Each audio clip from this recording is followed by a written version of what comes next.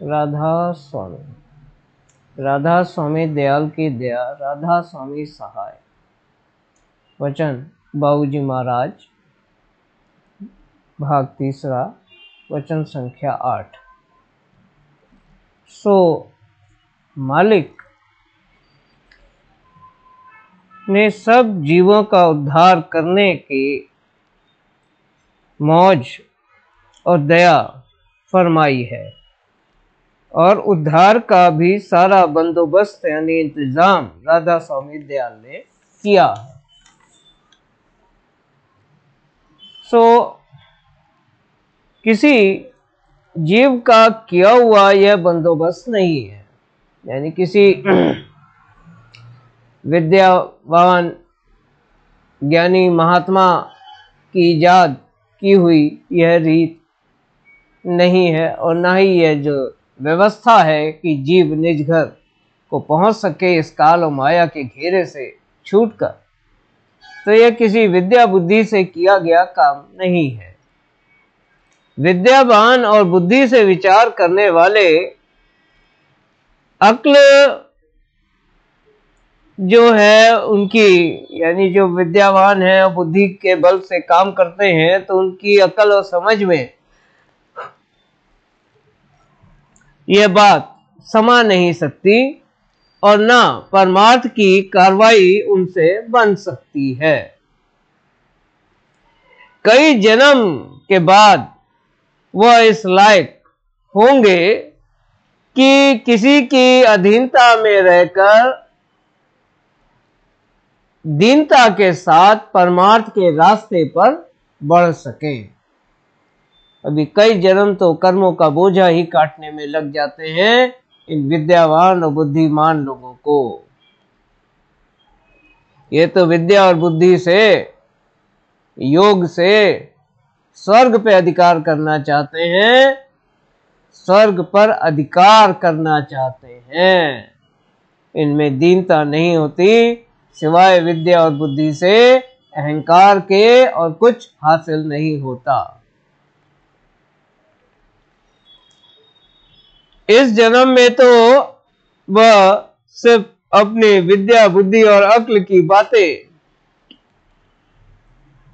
यही बनाएंगे और तर्क करते रहेंगे, किसी की रहनुमाई अख्तियार कर नहीं सकते, किसी के शरणागत, किसी की चरण शरण हासिल नहीं कर सकते।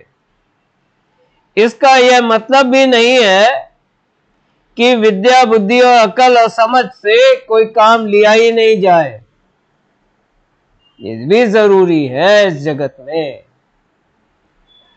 अक्ल और समझ का जो इस्तेमाल है वो किसी भी बात का निर्णय करने के लिए किया जाए और यह समझ कर कार्रवाई की जाए कि कौन सा काम हमारे लिए फायदेमंद होगा, मगर यह निर्णय भी निष्पक्ष होकर करना चाहिए, किसी की पक्ष लेकर नहीं निर्णय हो सकता।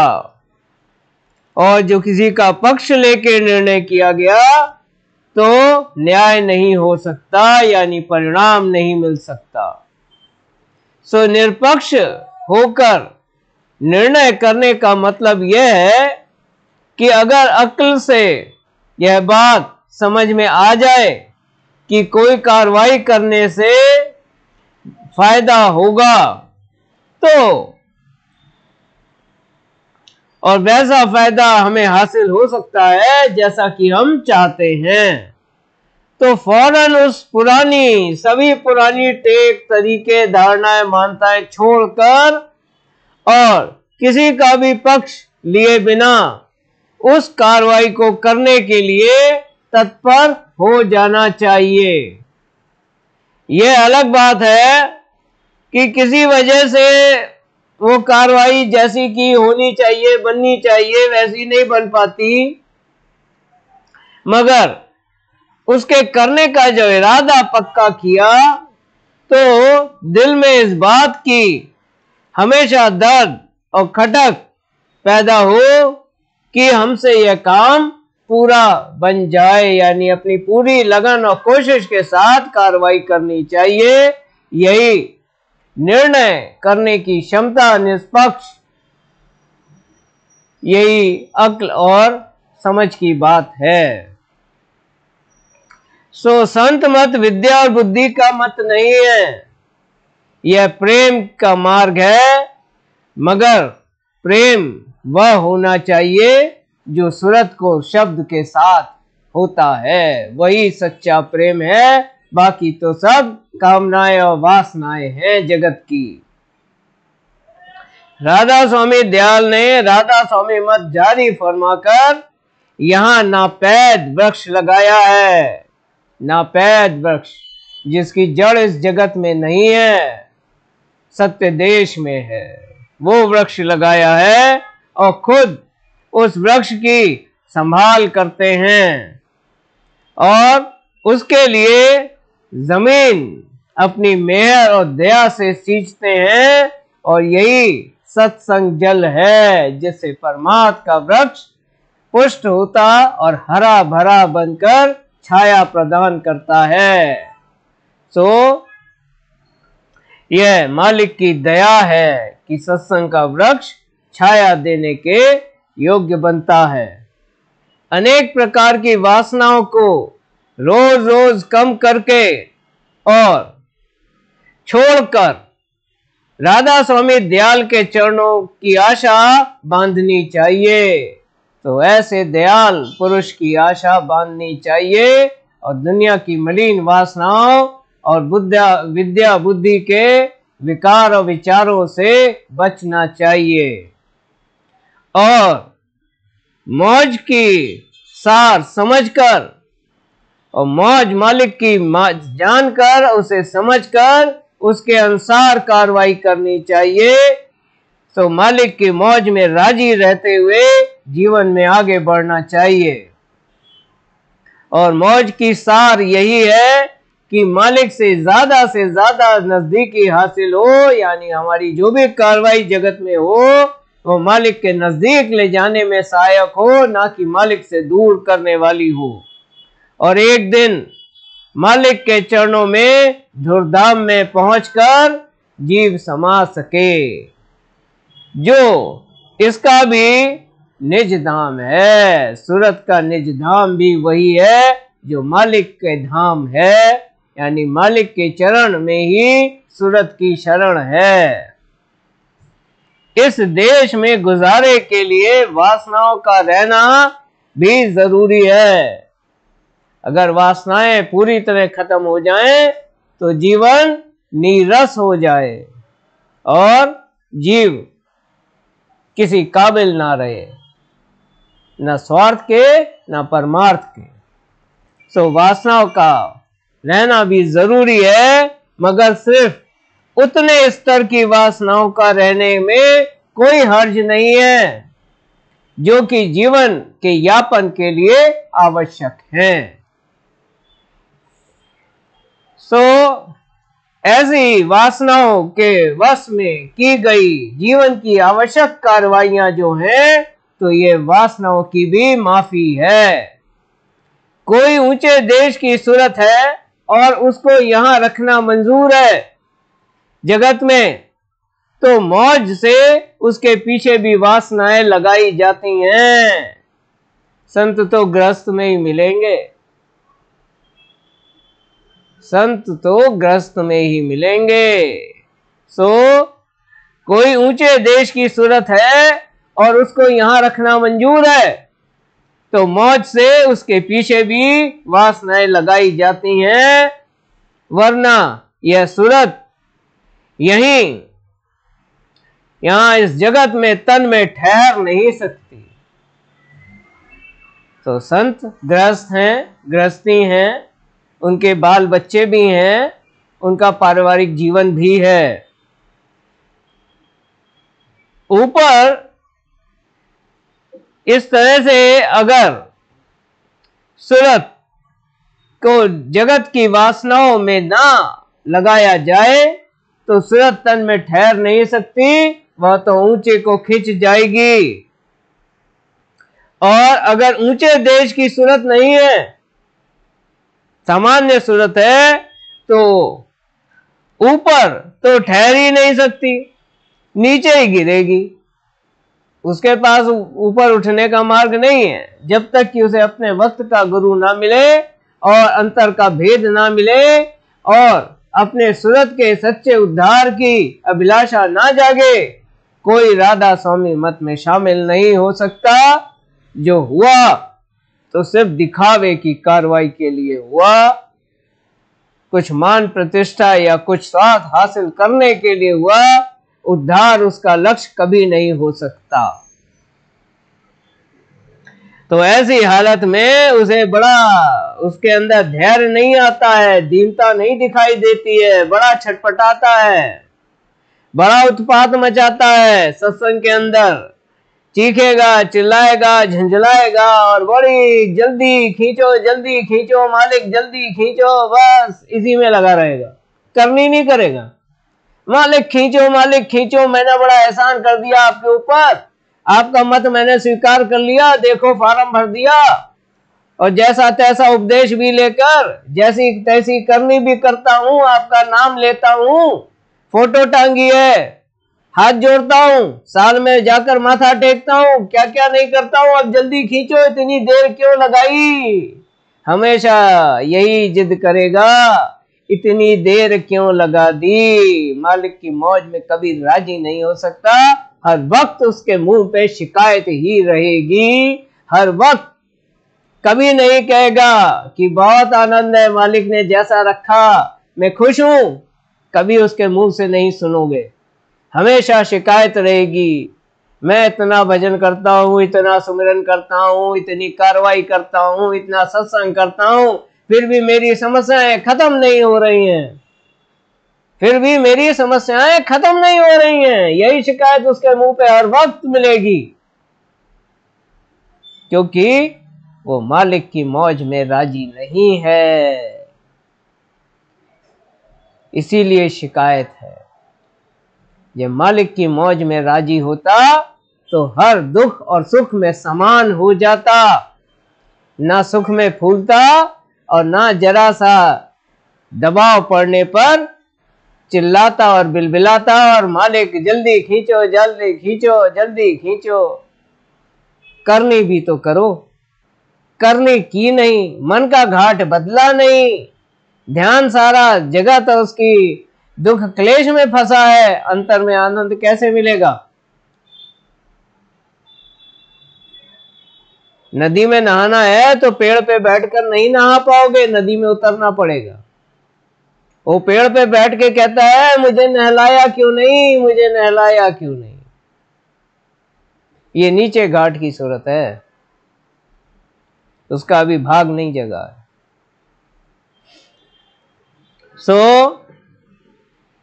जब तक इस घाट की सफाई नहीं हुई है और मलालत नहीं दूर हुई है, यानी कि जब तक मन के घाट पर है, दुनिया की वासनाओं में ही फंसा है और उसके मुख से कभी शिकायत दूर नहीं हुई, तब तक इसी घाट पर रहना जरूरी है। जब तक शिकायतें करता रहेगा ना, एहसान मारता रहेगा ना मालिक पे, आपका सत्संग करता हूं, भंडारा करता हूं, माथा टेकता हूं, तस्वीरें लगा रखी हैं, रोज हाथ जोड़ता हूं, एहसान मारेगा ना जब तक मालिक पे, उसका घाट नहीं बदलेगा और उसका इसी घाट पे रहना जरूरी है। अभी उसके कर्मों का बोझ, मन का मैल बहुत बाकी है। सो जब तक यह ना छूटे, वह उसकी सूरत अंग का उबार नहीं हो सकता। वो मन मुखी, मन के घाट का जीव है, मनमुख। वो तो सिर्फ ऊपर से भेष धारण कर लिया है सत्संगी का, पर सदगुरु और मालिक की दृष्टि से नहीं बच सकता। सदगुरु और मालिक की दृष्टि से नहीं बच सकता, जिन्हें सब का ज्ञान है। कहेंगे कुछ नहीं, कभी नहीं कहेंगे, कभी मलालत नहीं करेंगे, सिर्फ मार्ग बताते रहेंगे, चलो चाहे ना चलो। जब सम्मुख आओगे मार्ग बताएंगे, भेद बताएंगे, मानो चाहे ना मानो।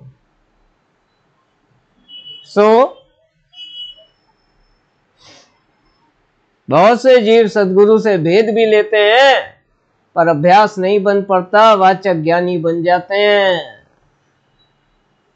अपना नुकसान करते हैं। सदगुरु का क्या नुकसान करेंगे? सदगुरु तो देने आए हैं, उन्हें क्या दे दोगे? और जो सर्वस्व दे दो तो भी किनके के बराबर है। सारी दुनिया की दौलत एक तरफ, अंतर का रस एक तरफ, और जिसे अंतर का रस और आनंद मिल गया तो सारी दुनिया की दौलत और बादशाहत को लात मार देगा, लात मार देगा। मिला था ना तुलसी साहब को, पेशवा लात मार के चले आए, हाथरस पेशवा थे। कभी विचार करना, तुलसी साहब को साध रूप में ही देखा है ना, वो साध रूप में आने से पहले पेशवाई को लात मार कर आए थे। जिसे अंतर का रस मिल जाएगा ना, वो सारी दुनिया की दौलत को लात मारता है। ये नहीं कहता मैं इतना भजन सिमरन करता हूं फिर भी मेरी समस्याएं दूर नहीं होती,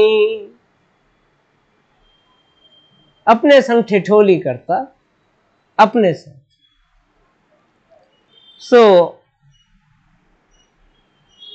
जब तक इस घाट यानी मन की सफाई ना हो जाए, और जो मलालत यानी कि जो मलामत हो रही है, जो मलामत यानी शिकायत करता है, और जो मन का मैल है यानी कुल मलामत और मलालत, मलामत यानी शिकायतें, मलालत यानी मन का मैल दूर ना हो जाए, तब तक जीव का इसी जगत के घाट पर रहना जरूरी है, क्योंकि कर्म उसके अभी बाकी हैं और भारी हैं।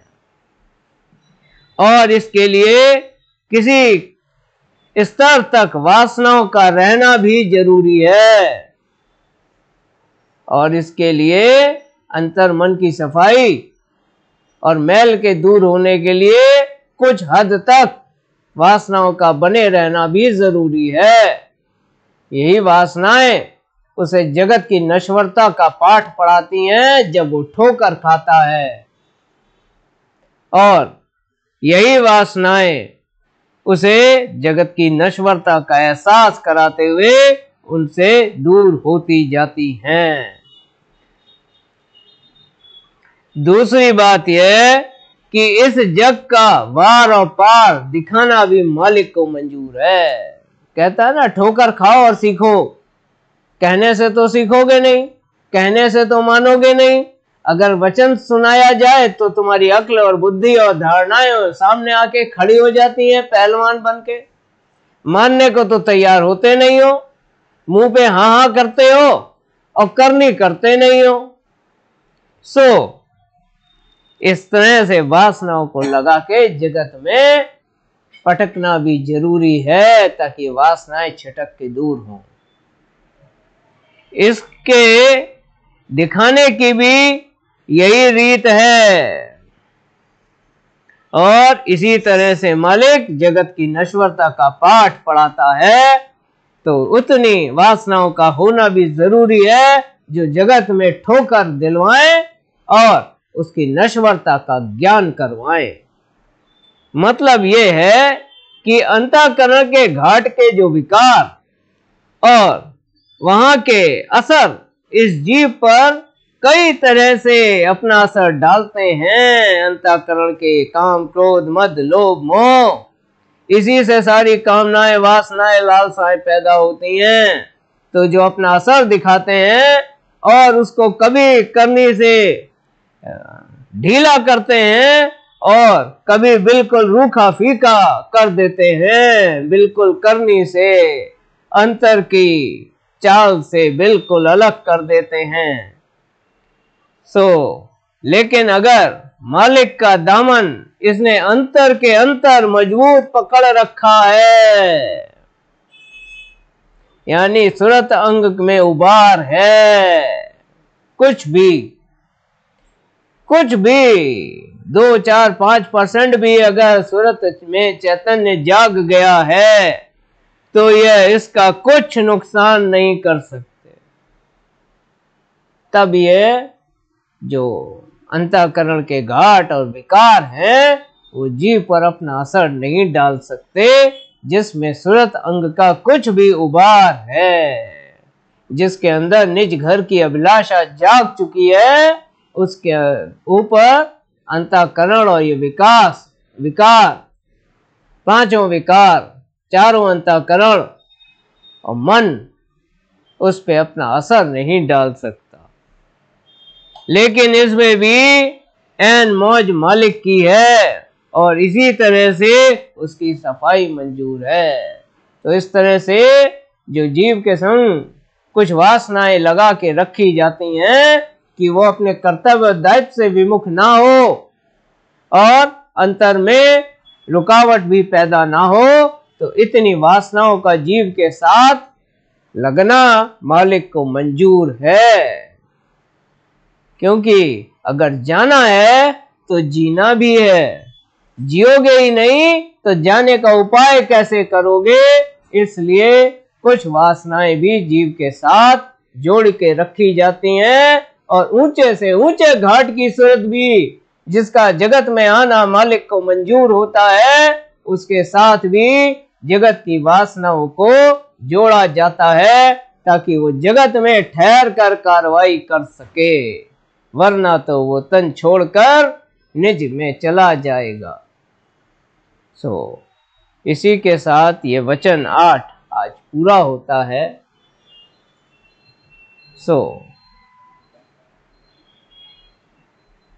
मालिक से अर्ज करते हैं कि मालिक हमें ऐसी अक्ल, समझ और बुद्धि जरूर बख्शे कि हम मालिक के वचन को जान और समझकर उस पर अमल कर सकें और अपना सामान्य जीवन जीते हुए जाने के मार्ग को पुष्ट और दृढ़ कर सकें। इसी अर्ज के साथ आप सभी प्रेमी भाई बहनों को सप्रेम राधा स्वामी।